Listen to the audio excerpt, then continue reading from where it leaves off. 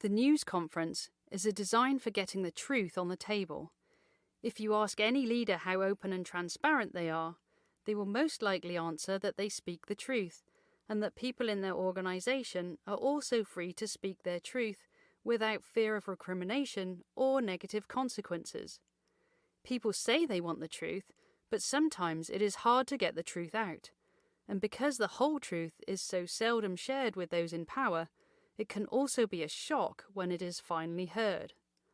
Also, if you ask whether any participants have ever withheld difficult information that ought to have been shared but they lack the courage to do so, the answer is almost unanimously yes. The news conference design is a really simple way of drawing the truth out from participants who normally keep their mouths shut and their ideas to themselves. Using it can tear down barriers, bring the unsaid into the open, and create greater trust between leadership and employees. Step 1, the setup. Have the leader and their team tell those present that they wish to be transparent and really understand people's concerns no matter what. Have them make sure the participants understand that they do want the truth, and this might be a stretch for both sides. Basically, they're asking for help, and they have to make it safe for people to help them. Step 2, the information gathering.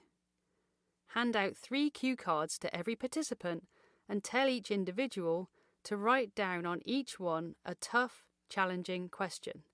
These can be about the leader or the management team, the organisation, or how it operates. Tell them once again not to hold back. Here's a really top tip. Let people know that these questions will be anonymously posed before they write them down. This will ensure that people will not hold back in asking the most challenging and meaningful questions possible. Step 3, the prioritization. Let's imagine a 5-person executive team and 20 members of the next level of management, all of whom report to a member of the executive team. Now divide the larger group into 4 or 5 small groups, perhaps randomly counting off by numbers, so friendship or work groups are split. Give the small groups 15 minutes to choose the 4 most powerful questions from their collective ideas that they all agree need to be asked.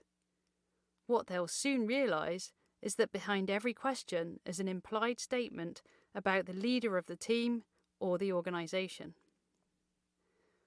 While the small groups are working, spend a few minutes with the leader and management team, quietly persuading them to not be defensive about the questions when they are eventually posed.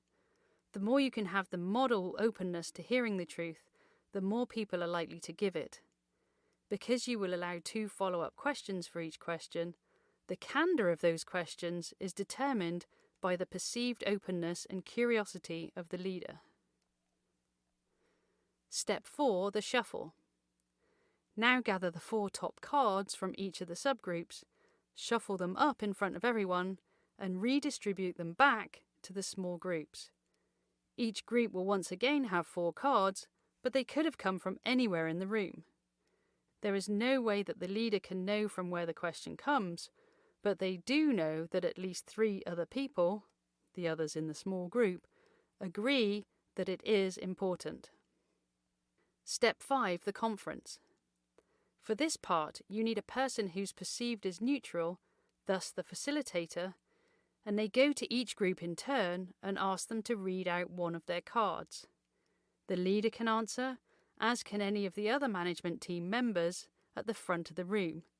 However, limit the total time to 5 minutes per card.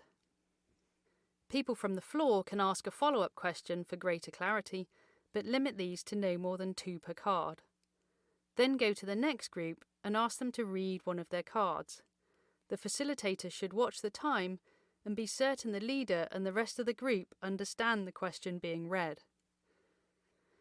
Encourage the management team to limit their defensiveness by whatever means you can, and keep going until all the cards have been read. Remember, as in many designs, this is primarily a diagnostic, attempting to get the hidden truths on the table for later problem solving. In some instances, the answers are evident, but the norms of the organisation can contribute to a culture of denial, fear, or lack of will to face the truth. In short, this design is a diagnostic exercise to provide the leaders with the concerns and tough questions that people believe need to be addressed. It is almost certain that you will need other activities after this one to generate solutions to many of the issues raised, but this design is a great start to the process. Here are some examples of real questions raised during some of the times we facilitated this design.